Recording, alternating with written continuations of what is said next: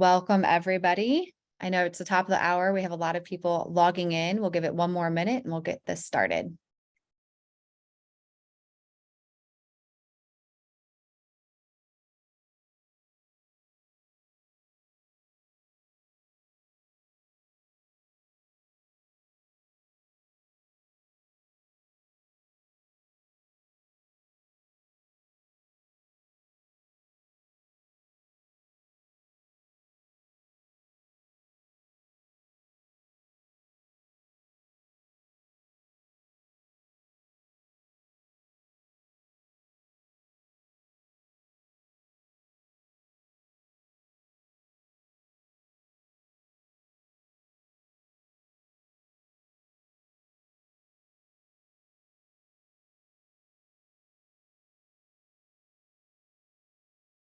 Okay, let's kick this off.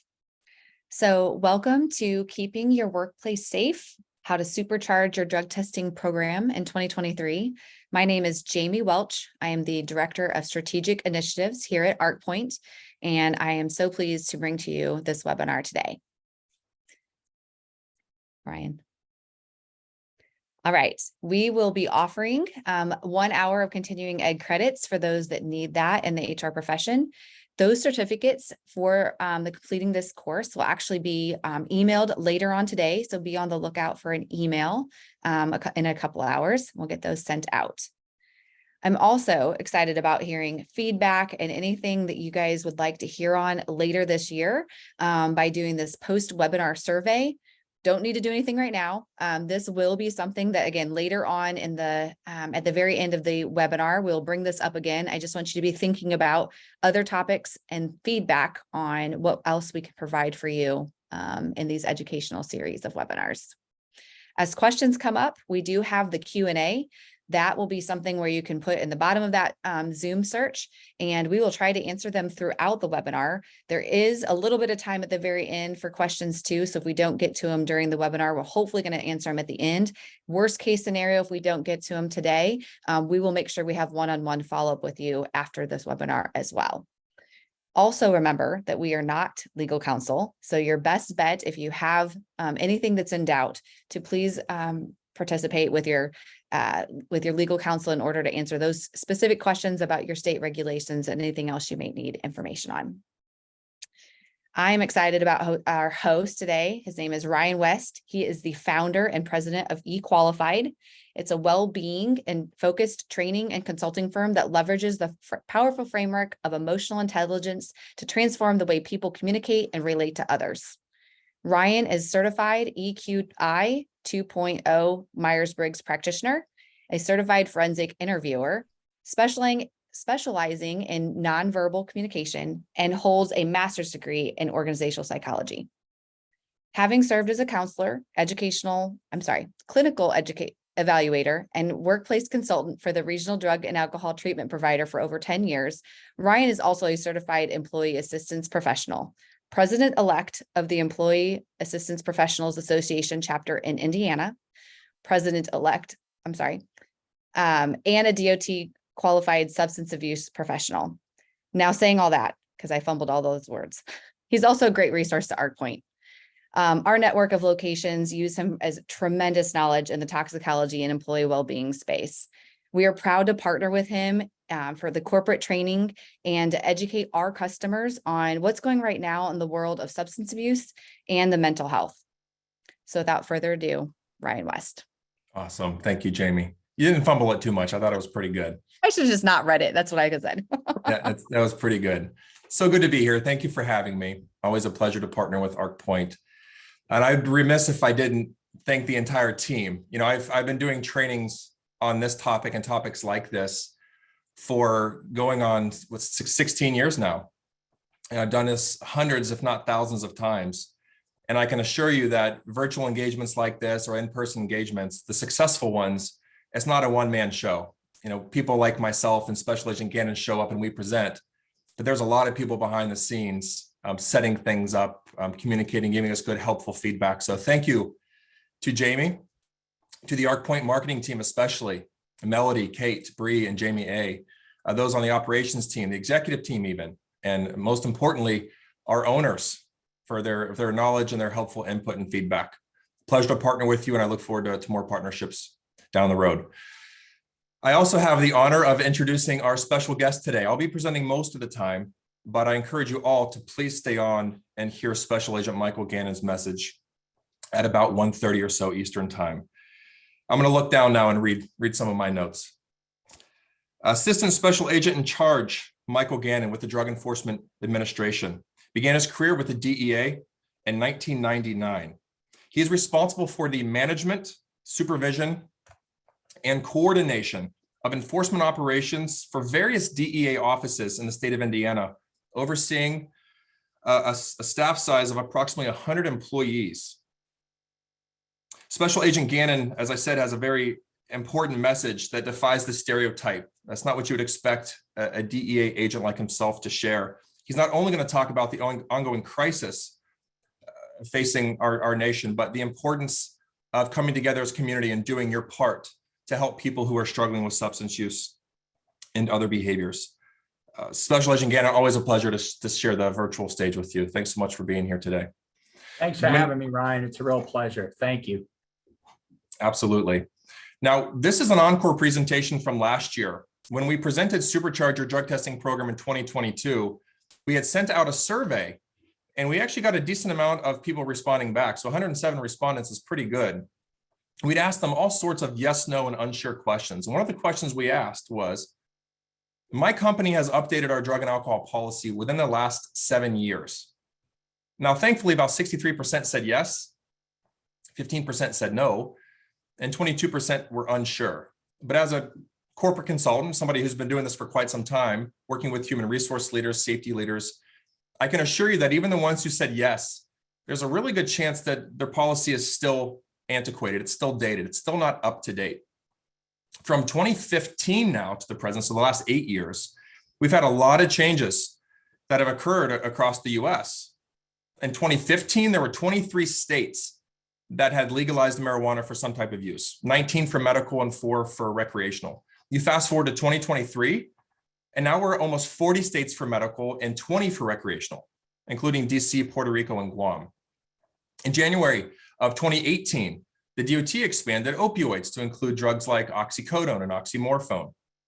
And in 2015, we started to see a shift in a substance or substances that were contributing to more overdose deaths than we had ever seen. And we're going to talk about what those substances are in just a little bit.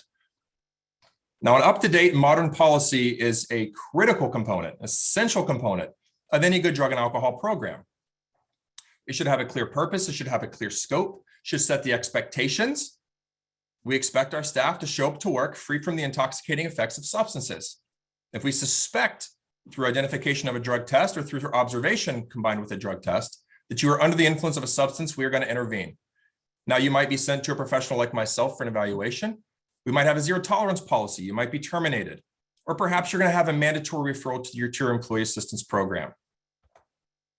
The other component, all staff and leadership training. You need to train your staff on what's acceptable and what's not. And you need to train your leaders on how to identify signs of impairment and how to respond appropriately.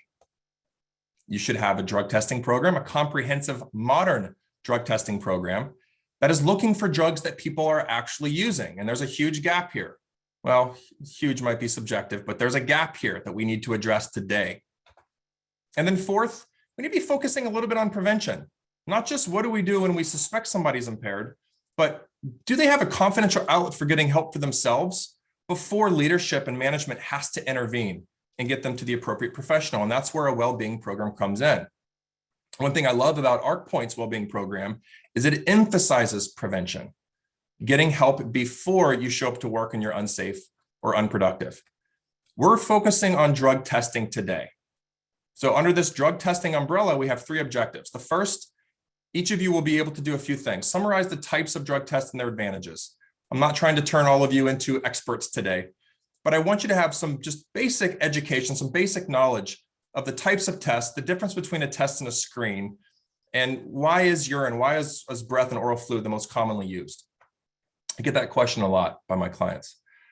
Number 2, you'll be able to discuss the most common drugs of misuse in 2023. What are people using? Because that informs what we should be testing for. And then number 3, determine which panels to add based on drug trends. One of the last slides that I'll show you is my recommendation, what you should be testing for based on what people are using. And of course, I always consider what's cost effective. We can't test for everything. That's not reasonable, and it's going to cost too much. You're going to hear me say drugs of misuse a lot throughout the next 50 minutes or so. Drugs of misuse and drugs of abuse are synonymous. Drugs of misuse, according to the literature, has been shown to reduce the stigma of addiction. So it changes the way people see those who have addiction or misuse substances. It also, most importantly, affects the way healthcare providers provide care to those who are struggling with addiction. There's a lot of years of research that went into this subtle change, small change, big impact. So when you hear me say that, it's synonymous with drugs of abuse. Drugs of misuse refer to legal and illegal drugs that can do a few things. 1, cause impairment to both motor control and thought control. It affects our ability to be physically safe and stable and balanced. And it also affects our ability to make good decisions, to solve problems in a constructive manner, to stay on task, and to follow our safety program. Drugs of misuse can also be habit forming. They can cause physical dependence. We have withdrawal when we stop using them. It can also cause psychological dependence, which we refer to as addiction. And drugs of misuse can be life-threatening. They can cause a death through overdose or through the impairment that it causes. So we're talking about drugs like cocaine, crystal methamphetamine, and yes, marijuana. It's not life-threatening through direct overdose, at least not for the majority of people. There's not a lot of literature that states it disrupts heartbeat and breathing and those other vital functions. But people who are under the influence of marijuana shouldn't be climbing a ladder, operating heavy equipment, working with chemicals that require a permit, electricity, in some cases, answering the phone. So it absolutely can be life-threatening through the impairment that it causes.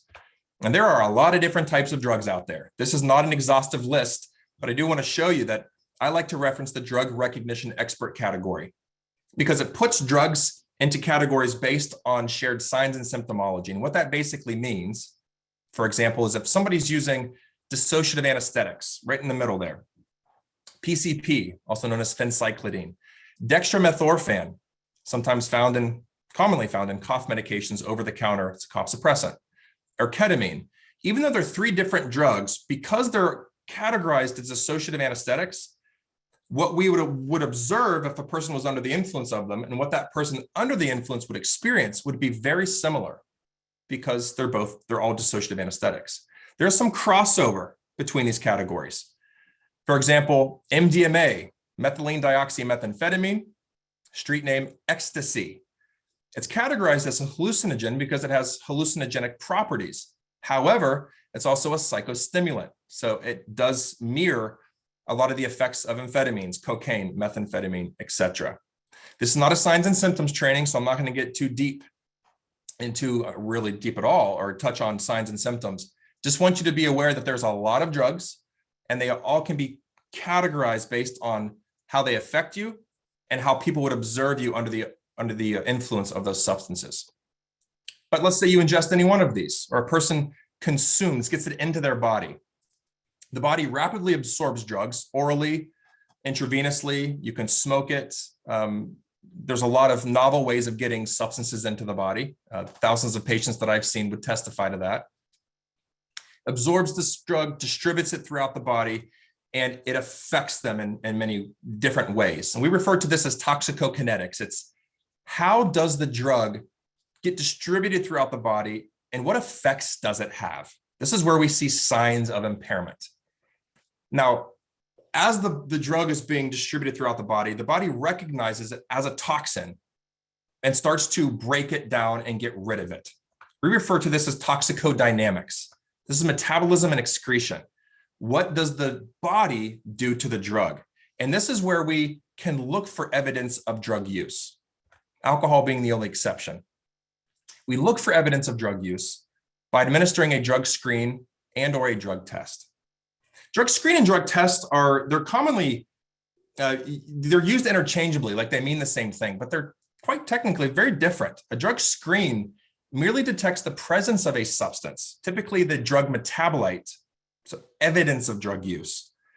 If it's at or above a certain cutoff level, it doesn't tell us how much is in there. It doesn't tell if it's a valid result.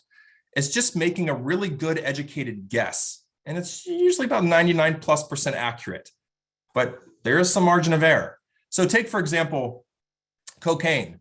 The cutoff level for a cocaine screen, a cocaine panel that's a screen, is 150 nanograms per milliliter. That's 150 billionths of a gram per 1/1000th of a liter. And this is in urine.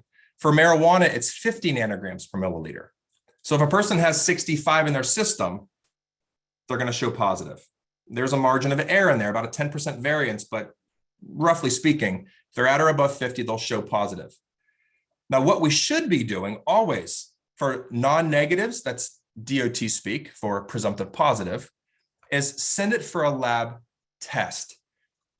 A drug test confirms the screen and also tells us how much of the substance is in there. So it quantifies it. A screen just tells us yes or no above a cutoff. A lab says, yes, it's in there, and here's how much is in there. Labs are typically more sensitive so they can test at a lower level. For example, cocaine, the lab's going to go down to 100 nanograms. The screen's at 150. THC, the screen's at 50, the lab goes down to 15. It can go lower, but that's just the lab cutoff. It can also, it's going to validate the specimen. So it's going to make sure that it's human urine. It hasn't been tampered with. It's going to look for specific gravity, which is how much does it weigh? Anything falling outside of the standard parameters is going to be flagged as potential dilute or it's been tampered with. It's going to look for creatinine, which is a muscle byproduct of muscle wasting. Anything below 20 is a potential problem. Doesn't mean that they were tampering with it, but it may not be a valid specimen. And it can look for other adulterants like ammonia or bleach. If people put something into the urine specimen or ingest something that shouldn't be in their body, the lab can look for these various things and inform the employer, yes, they were positive, or inform the medical review officer, they had something in their system that shouldn't have been there. This is a confirmed positive result. The most common method of trying to beat a test is water loading. It's ingesting large quantities of water to try to flush the toxin from their system. It doesn't work. It renders it usually a dilute specimen, and they have to produce another specimen. So it's not super effective. Now, I'm going to stress this one more time. So I want you to understand the importance of lab confirmation with MRO review. There's two things that employers should be concerned with. One is a false negative, one's a false positive. Now, a false negative is of concern, but not nearly as much as a false positive. False negative is basically the screen is showing a negative result, even though the person was actually using. Now, that's an issue, but not nearly as much as a person who's showing as a false positive. This means that they're showing positive on the screen, but they actually did not consume any illegal substance, or they didn't do anything wrong. Screens have a small, but there is a measure of error.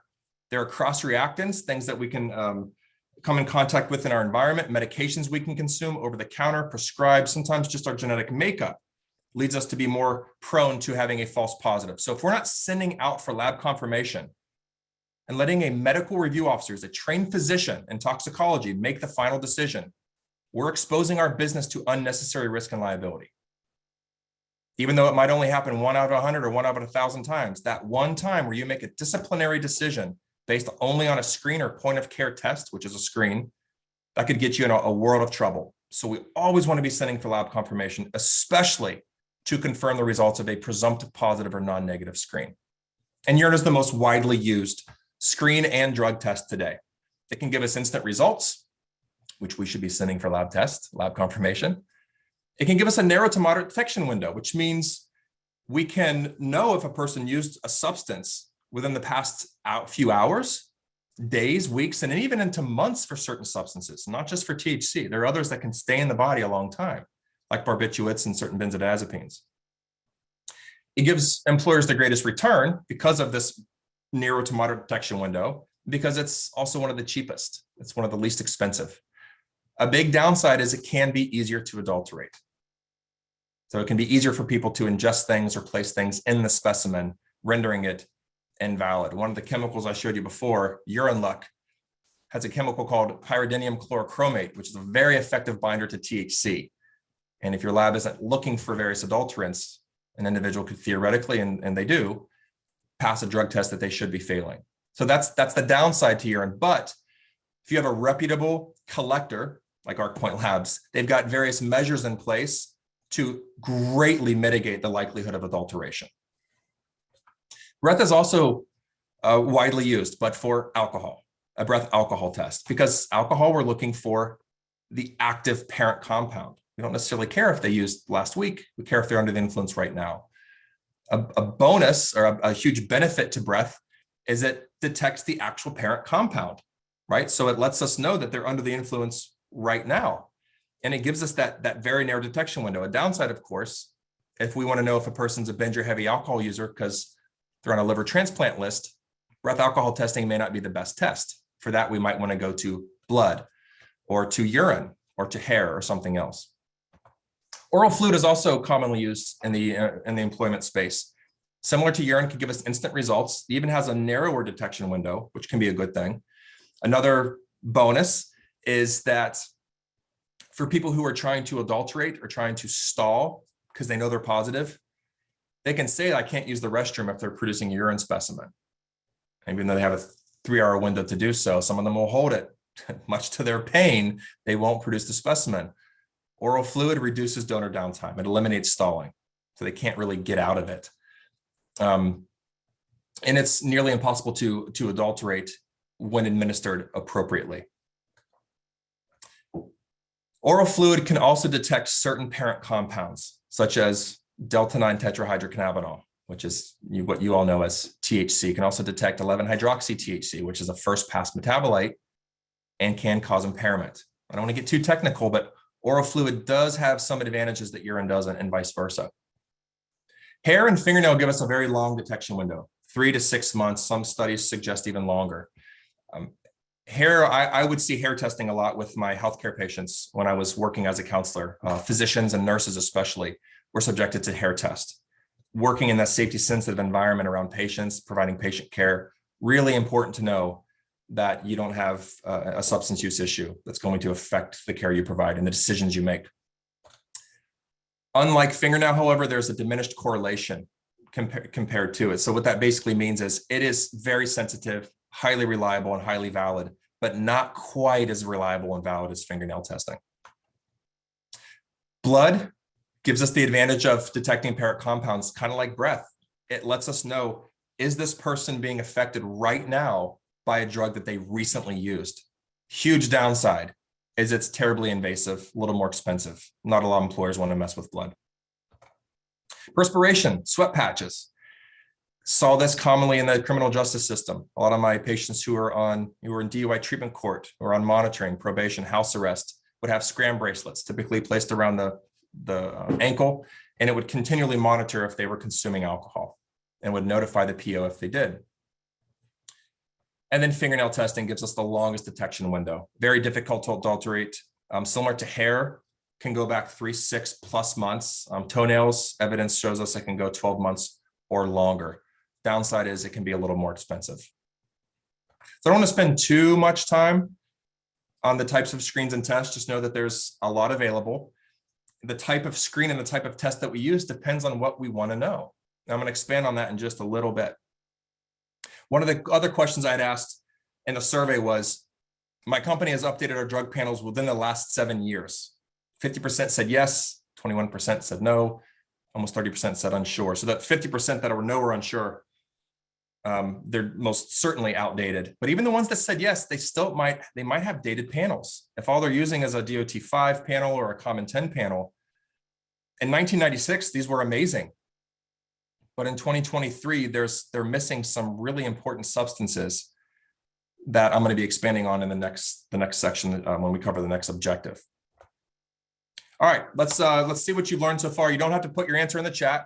Just wherever you are, just answer out loud or answer in your head.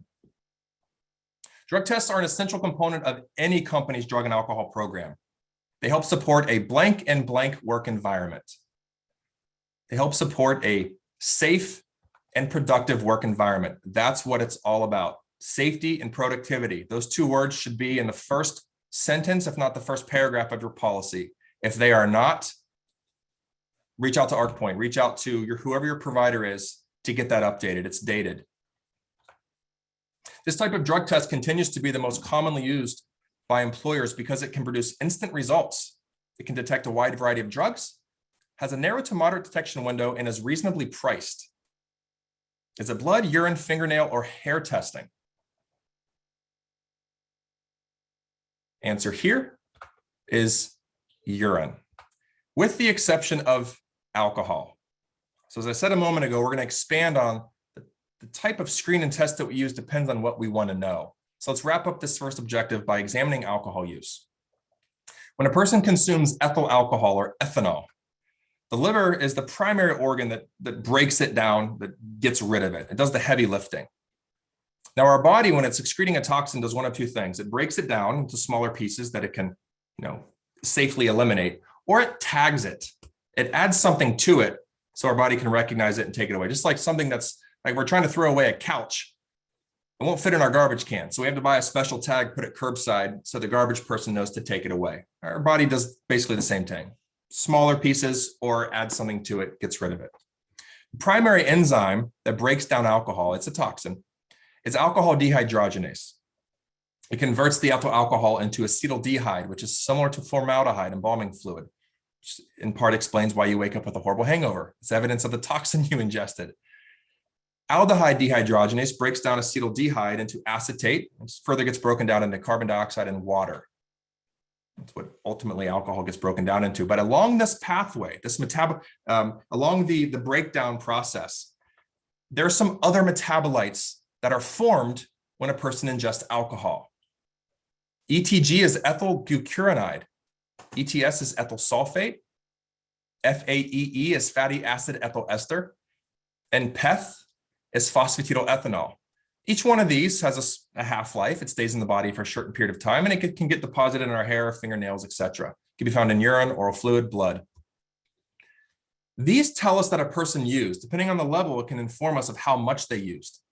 If a person's on a liver transplant list, I'm going to run an ETG test, probably a PEth test as well, to see if they had binge or heavy drink within the last 30 or 60 days. If a person's in rehab, when I was working for the rehab provider, I ran ETG test every single day in combination with a breath alcohol test. I wanted to know if my patients were using right then and there, and if they had used within the last 3 to 4 days. Employers don't run any of these tests. Why? Why is accepting alcohol? Alcohol is the only substance we're going to talk about, where it's confirmed, it's screened for, and it's confirmed via breath alcohol test. Because it's looking for the parent compound. We want to know as employers, is this person actively intoxicated? We can't concern ourselves with did they use last night or even this past weekend, certainly not a week or a month prior, because it's a legal recreational substance. But we can take action if they're under the influence during work hours. That's why we test for alcohol via breath and not via urine. You don't need to know all of this. If nothing else, I hope that I'm giving you some information and letting you know that, hey, you don't have to be the expert, but you do need to know who the experts are. Lean into them, let them know what your concern is, what your need is, and then they can tell you what is the best test to address that specific want or need. Now, marijuana is very similar to alcohol, at least we're getting into that realm, as so many states have legalized it for medical recreational use. Many employers are removing it from their pre-employment panel because in some cases, they have to legally. Their local, their state or local legislation is telling them they can't test for THC on pre-employment. Some are removing it because it's getting them in trouble, and they don't really know if they can discipline based on a positive result. And the reason is, when a person ingests THC, I'll spare you these long clinical names, what employers are testing for is carboxy THC. It's inactive THC. It doesn't tell us if they actually are under the influence or even being affected by the marijuana. It tells us that they used within the past maybe a few hours, days, even weeks. So how can we take action against them if they're in a state where it's legal for medical or recreational use, and we have no way to prove that they're in fact impaired? Well, at this point, we really can't. The good news is there is some new technology in development by Howland Labs and other providers They're working on a breathalyzer for marijuana that can detect active THC. So it gives employers a leg to stand on.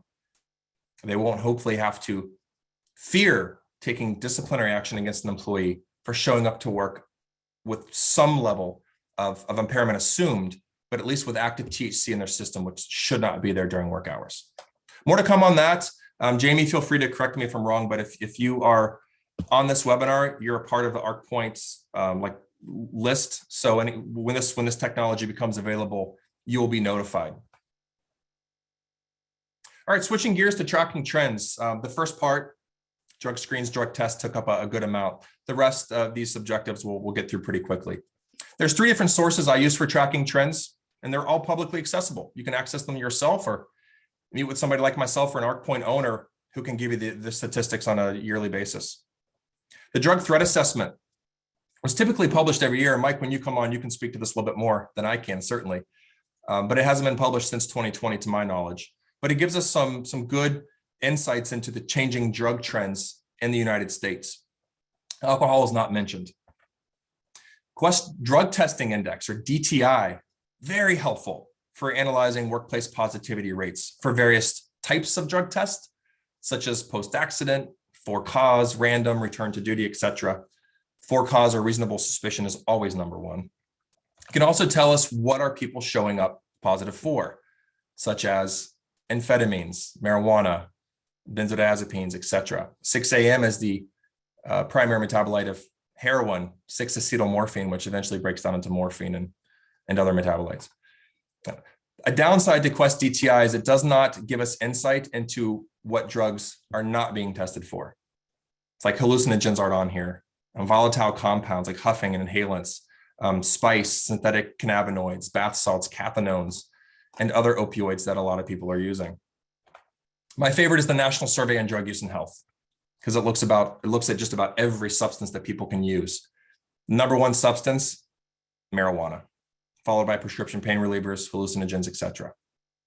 And what substance is missing? Alcohol. We don't think of it as a substance. In fact, we still commonly say drug and alcohol, the drug and alcohol industry, drug and alcohol misuse, drug and alcohol treatment. We separate them. We don't want to admit that it is a drug. It changes the way we think, feel, and behave. It is a neurotoxin, it's cytotoxin, it kills cells, brain cells. Our body starts to eliminate it as soon as we drink it. I'm not completely bashing alcohol. When consumed in moderation, you're okay. But if you're consuming it heavily to get drunk frequently, it's very, very damaging. It belongs to a class of drugs I call the big 3. Alcohol is the number 1 misuse substance that can cause impairment, that can cause addiction, and that can be life-threatening. Out of the 60 million binge and heavy users, out of 335 million people, about almost 20% of people in the United States are drinking to basically get drunk. And over half of those, or about half of those, 29.5 million, have alcohol use disorder, which is addiction to alcohol. 52.5 million marijuana users, and that number continues to grow, no pun intended, every single year. It's nearly doubled in the last 5 years, and I suspect it's going to keep climbing. 16.3 have cannabis use disorder, which is addiction to marijuana. And without going through the 11 criteria for addiction or substance use disorder, in a nutshell, addiction is continued use of a substance despite harmful consequences. That's basically what it is. And then opioids, 8.7 million, and over half have opioid use disorder. If you're interested in learning more about drug trends in your specific area, you can click on this link. Well, you can't click on this link, but when you get the slides tomorrow that'll be sent out from ArcPoint Marketing, you can check it out. And you can also look at mental health trends in your state as well. So let's say that you send somebody for a drug test under suspicion of opioids. They have pinpoint pupils, heavy eyelids, their speech is slow, they're acting confused, they're nodding off, and you have a reason to believe they're under the influence of an opioid or a psychodepressant or something. But you're only running a DOT-5 panel or a common 10 panel, as I showed before. These are all the prescription opioids that'll show up. Codeine, hydrocodone, hydromorphone, morphine, oxycodone, oxymorphone. Heroin will also show up. And this is what will not show up. I've had this conversation with so many HR professionals and safety professionals over the years. they think, oh, well, we're running an opioids panel, so all opioids will show up. We're running a benzodiazepine panel, so all benzodiazepines will show up.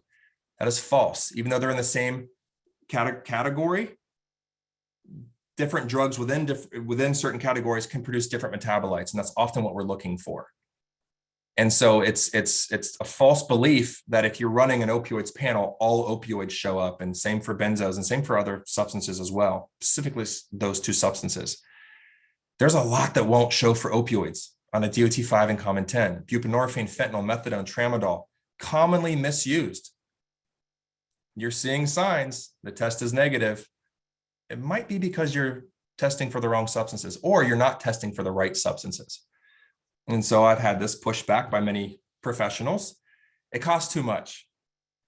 I don't want to spend the extra money. So you're spending money on a comprehensive policy review. You're spending money educating your staff, all staff, and you're spending money on training your leaders. You're spending money on an employee assistance well-being program. You're spending hundreds, thousands of dollars on all these things. And if you're a relatively small company, it'd be a few $100s extra to get your panels modern. If you're really larger, it might be a few thousand. But over the course of an entire year, that's a drop in the bucket to keep your workplace safe and productive. One in particular, one substance here, fentanyl, I want to talk about for just a moment. It's extremely potent, 50 times more potent than heroin, about 100 times more potent than morphine. What you're seeing here is the amount needed to kill 50% of the population, according to the literature. It's called the LD50, the lethal dose to kill 50% of the people. Heroin, it varies anywhere from 75 to 350 milligrams. For fentanyl, it's widely established to be about 2 milligrams. And for carfentanil, which is an analog of fentanyl, it's even less.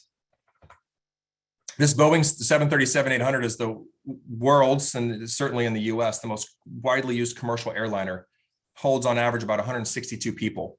The rate of overdose deaths in the United States, as of the last measure, is equivalent to 12 fully loaded 737s crashing every single week, assuming no survivors. And so you might have heard me say it before. In 2015, we saw a dramatic increase in synthetic overdose deaths. It's primarily fentanyl. And from what I just showed you before, that's not going to show up on your standard 5 or 10 panel. You have to specifically request it. Now, I will say this, that drug trends can vary across the states, across the globe, and across certain pockets of the United States. You might not see a lot of fentanyl use where you're at, or you might say, Ryan, it's just a cutting agent. They put it in heroin. So if you're testing for heroin, then we'll identify those who are using fentanyl. Well, I understand where you're coming from, but there's also a decent amount of literature out there that states that fentanyl is not found in some heroin products. It's fentanyl with xylazine or cornstarch or something else that just shouldn't be in there. And there are some, anecdotally, I can share with you, some patients that are using fentanyl as their drug of choice. Fentanyl is still a Schedule II prescription medication, commonly thought to only be administered in acute care hospital settings, but you can get a take-home script for fentanyl. And for some people, that's their preferred drug. And yes, they're still showing up to work. Many of them, not all of them. 80% of the patients that I saw were in the workforce. They looked just like us. And you didn't know it until their lives really fell apart. So if you want to be testing for fentanyl and a few other drugs I'll mention in just a bit, it has to be specified. You have to ask for it. And with that, I'm going to go ahead and hand it over to Special Agent Mike Gannon to share his very important message. Thanks for having me, Ryan. Really appreciate it. And what I'm hoping to do is just try to educate some of the people that may be on today's call, and just give some information about fentanyl, what we're seeing, and just give you some statistics that I think could be a little bit helpful. And then hope that when you get some of this information, you can talk to some loved ones that you have, or someone that you may know that may be struggling a little bit, and try to help them. So what I wanted to pass on for some information, when you look at what fentanyl is doing to our country, the latest statistics that we had from the CDC, there was over 107,622 deaths because of drug overdoses. Of that number, fentanyl is up to almost 70,000 of that number. So when you really think about it, Ryan showed you the picture of the plane, and the number, when you add up the 107,622 of overdose deaths, that's almost 300 people dying every day, 300 Americans. And when you think of some of the wars we've had, that's more people dying, like, when you look at those numbers compared to several of the wars that we've had recently. So it's staggering numbers, and it's devastating to see that happen. And in the role I have here as the assistant special agent in charge in Indianapolis, I get calls often from parents or loved ones that lost a family member or a loved one or a friend, and they're just devastated how it came about and how it happened. So it's so important for people to understand that just 2 milligrams of fentanyl can be considered a lethal dosage unit. It's basically enough to fit on the tip of a pencil. And what we try to educate people and tell them, when it comes to people that are dealing drugs, they don't care what happens to the product that they have, as long as they can make money. And they can add anything that they want into that product. And when you see that, like we do, it's very scary, because by the time it could get to where we are here in Indianapolis, it could have changed hands 8, 10 times before a user would actually even use a product. So when they get it, it's just scary because you don't know what's in it. And what we're seeing with DEA and our partners, last year alone, we seized over 50 million fake prescription pills. And I think you have that on one of the slides, Ryan. Do you have the next slide, maybe? Just the rainbow fentanyl. Yep. So this is a picture of rainbow fentanyl. And just so you can put, so I can put some things in perspective here, we've seized pills just like this, and we've seized hundreds of thousands of fentanyl, fake fentanyl pills in Indiana. And what's happening is the two major cartels that are responsible for this are the Sinaloa cartel and the cartel Jalisco New Generation, known as CJNG. They have got the precursor chemicals from fentanyl, which comes from China. It goes to Mexico, and it's mass produced by these cartels and flooded into the United States. What I was saying earlier, DEA and our partners last year alone, we seized over 50 million of these fake pills. Now, they're not all going to be the rainbow color ones, but some are like looking just like the blue ones, like a traditional Percocet or an M30. We seized over 50 million of these. And of those pills, 6 out of every 10 had a potential fatal dosage unit.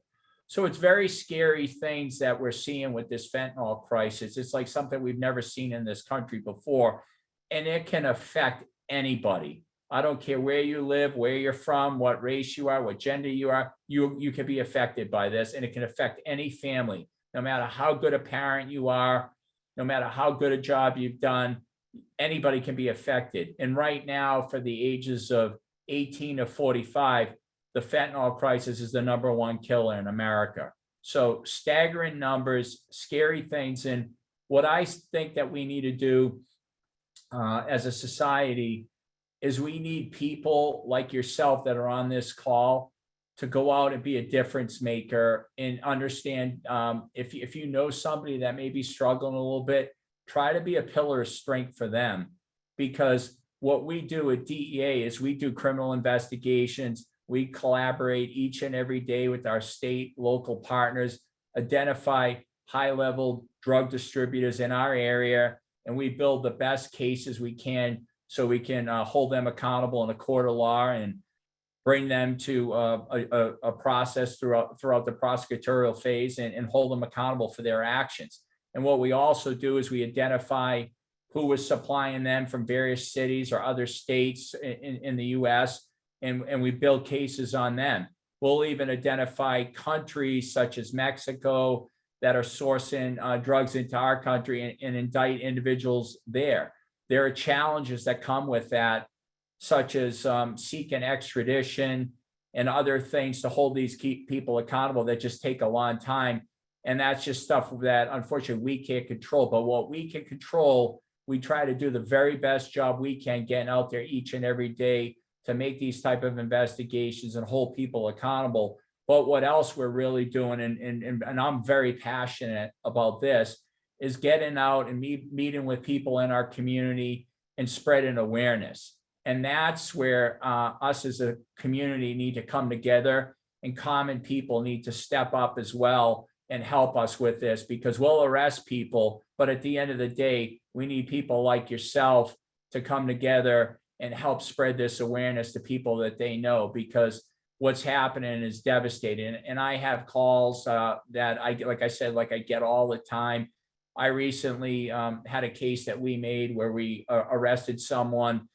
And in the case, it was just absolutely devastating. When you listen to the 911 call, the 6-year-old girl having a call in that her dad died of a drug overdose, and she didn't even know what had happened, and she had to spend the night alone. And it was absolutely heartbreaking and just devastating to hear. And it's things like that that just motivate us even more to want to go out and make a difference in our community. And legendary basketball coach John Wooden once said, "You can't live a perfect day until you've done something for someone who can never repay you."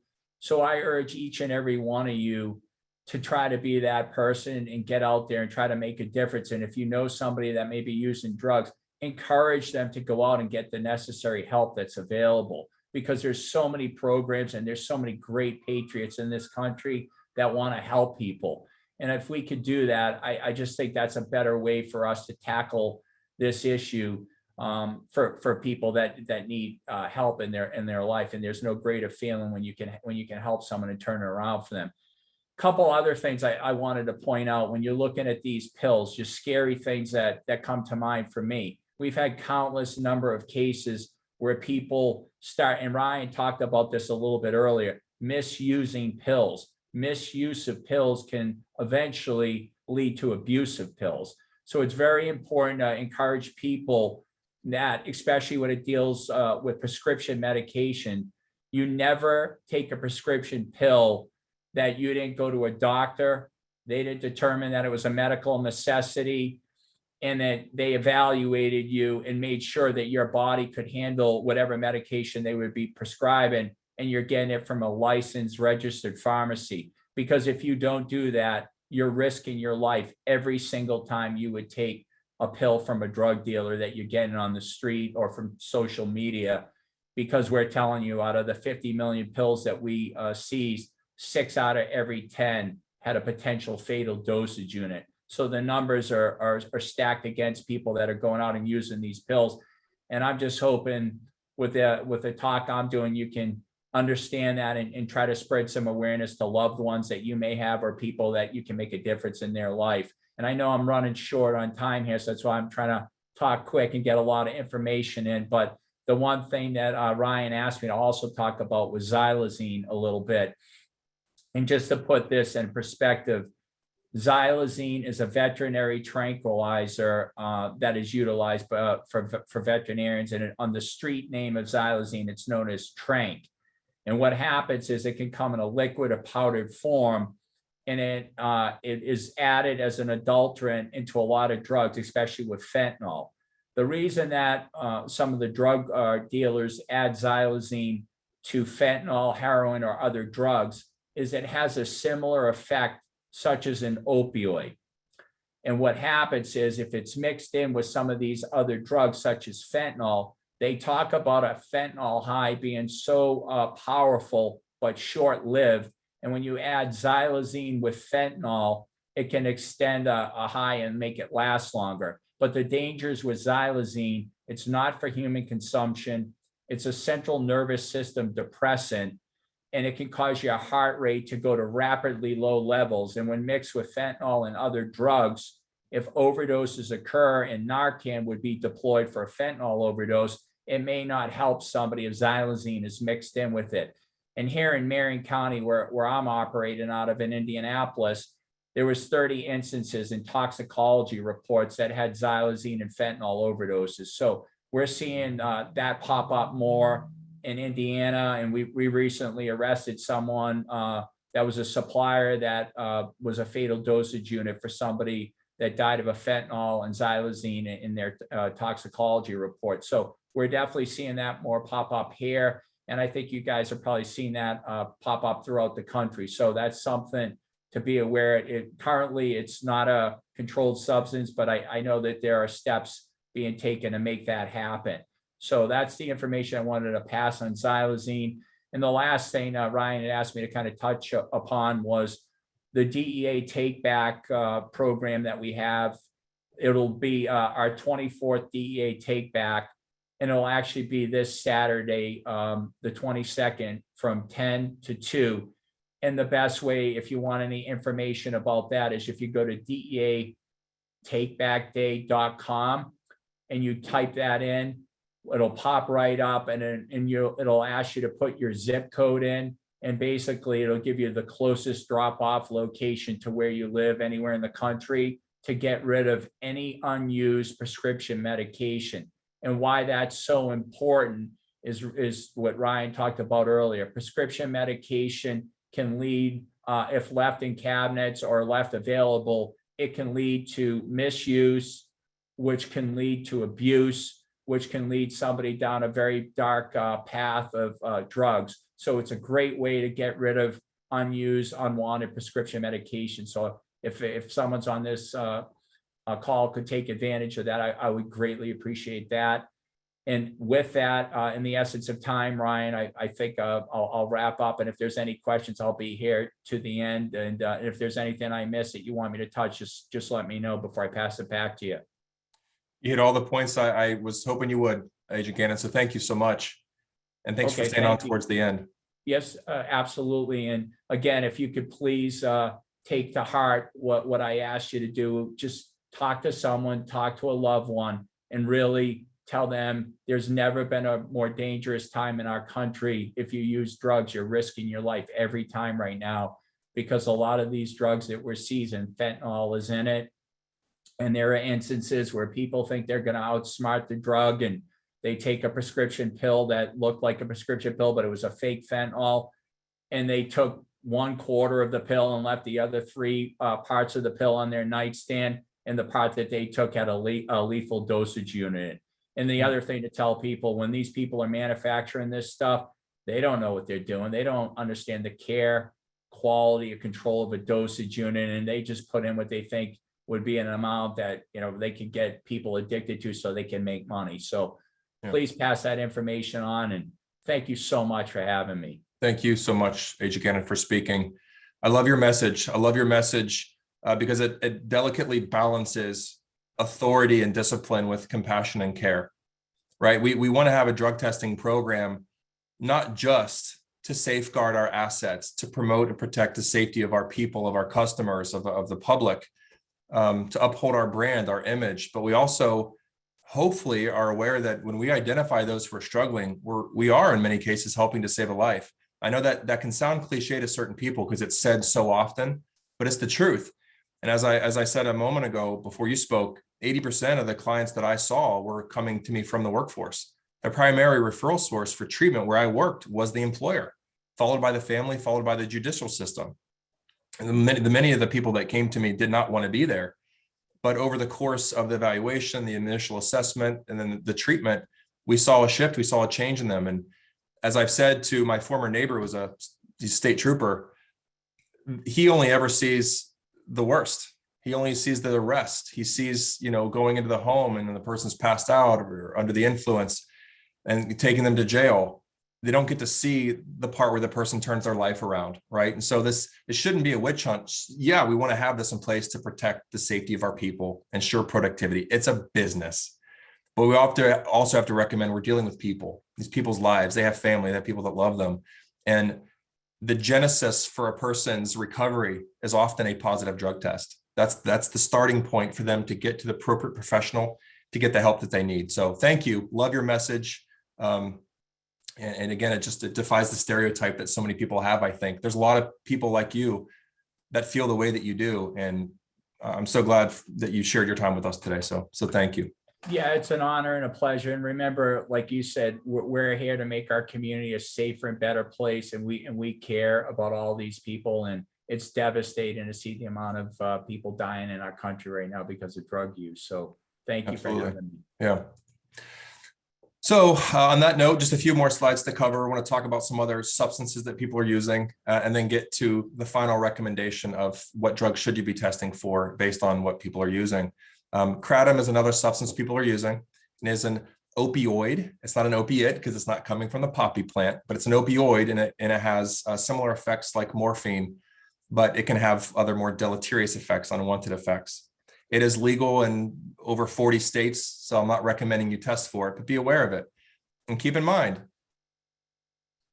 just because a person's showing up negative doesn't mean that you can't take action, right? We can always expect our staff to show up to work, to attend, to be on time, to be punctual, our staff to behave in an appropriate professional manner, right? So if they're behaving in a manner that's a gross violation of our code of conduct, you can discipline for that. And we can reasonably expect them to perform at the, the minimum standard of their position. What would we reasonably expect anybody to do? What standard of performance in that particular position? And if they're not performing up to par, you can discipline for that. So attendance, performance, and conduct. You don't have to have a positive test to take action. Buprenorphine is a substance I do recommend that employers test for. It's a medication. Suboxone, Subutex are brand names. It's a medication to help people come off of opioids, and it saves thousands, if not millions, of lives. I'm not knocking it. It's a viable medication that even where I worked, we would use it to help with the detoxification process. And for some people, we're on it for long-term opioid maintenance. It's a pharmacotherapeutic agent, but it is also misused. Just like oxycodone. If you've got a compound fracture and you go to the hospital, fentanyl, you're going to be happy that it's available. Or Oxycontin for severe back pain or shoulder pain. People use these medications without abusing them. But there are some people that do. That's why we test for it. Same with buprenorphine. It has a ceiling effect, which means you can only get so high on it, but it can still be impairing. And then there's a variety of others. Don't concern yourself with them. DMT is dimethyltryptamine, mescaline, acid, peyote. People are using these. They're using a lot of it. But hallucinogenic testing is a little tricky, could be a little more expensive. So I'm not necessarily recommending that you test for these. Focus on what you can and should be testing for. Ecstasy, PCP, benzodiazepines, barbiturates, methaqualone. I don't think you should be testing for it, but it actually can cost money to get rid of it on your panel. So I say just keep it. It's not hurting anything. Amphetamines, methamphetamine. Desoxyn is pharmaceutical grade methamphetamine. Some people take it for ADHD, obesity, for insomnia, sleep disorders. So many people consuming it aren't necessarily abusing it, but there are some people that absolutely can and do. And then aerosols, gases, amyl nitrates, volatile solvents, and of course, heroin. So we can't test for everything. What should we test for based on what the majority of people are using that's still cost effective to you, the employer? And this is my recommendation. You can call it a 13 panel. That sounds a little daunting, but all we're really doing is expanding benzodiazepines. These are sedative hypnotics. So I'll use some brand names that you might be familiar with: Xanax, Valium, Klonopin. These are benzos. Your standard common 10 panel is going to miss chlordiazepoxide, which is Librium, clonazepam, which is Klonopin, and lorazepam, which is Ativan. Commonly used and misused by a lot of people. Will not show up on a standard 5 or 10 panel. For opioids, we want to expand even more to include buprenorphine, fentanyl. Agent Gannon talked about the prevalence of fentanyl, and it's put in so many things, and it can be used as a standalone substance. Methadone and oxycodone. So as we wrap this up, just a few questions. The big three refers to the three most widely used misuse substances in the US that can cause impairment and addiction. Statistically, employees are most likely to misuse these substances. And they are alcohol, marijuana, and opioids. We want to make sure we're expanding our opioids. The synthetic opioid is a legal medication in the US, but is also legally manufactured and sold on the streets. It's extremely potent, responsible for the majority of drug overdose deaths in the US since 2015, and few employers are testing for it. This, of course, is fentanyl. And lastly, we're seeing signs, we're sending them for a test, it's negative. We think, I want to test for everything. Back up a little bit. Management must always hold their team accountable to what three things? Attendance, conduct, and performance. So at this point, you should be able to summarize the types of drug tests and their advantages, and also differentiate between tests and screens. Discuss the most common drugs of misuse in 2023, the top three being alcohol, marijuana, and opioids. It hasn't changed. I don't think it will for some time. And then determine which panels to add based on drug trends. Back to you, Jamie. Come off mute might help. Thank you very much, Ryan and Agent Gannon. I hope you guys truly learned a little bit more than you didn't know already today. We are absolutely at the end of time. So I do appreciate if you would fill out this post-webinar survey. Again, let us know how we did today, but also make sure you let us know what else you want to know. We are building these educational series in a few different forms for the remainder of the year, and we'd love to know what you want to learn more about. So if you could please take a shot of that with your phone, or this will actually go into the chat with that link. Please fill that out sometime today. As a friendly reminder, you will get an email from ArcPoint with the certificate that you've earned today with your credits. And then also, we have another form here, and this form is actually my favorite because it allows you to have that free consultation one-on-one with somebody at ArcPoint to do that review of your drug test panels, or look at when's the last time you updated that policy. Or if you didn't know already, we have an EAP program that we can help out with. So there's a lot of different options there. We'd love to be able to help you out with that and kind of discuss things further. You also get another email tomorrow that will have the copy of the slide deck as well as the recording from this webinar, but also a couple exciting surprises. So make sure you check out that email follow-up tomorrow. It'll be something that hopefully is handy dandy for your staff, and just look for that again. So again, I appreciate the presenters. I appreciate everybody's time today. Have a great Thursday, and hopefully we'll see you soon.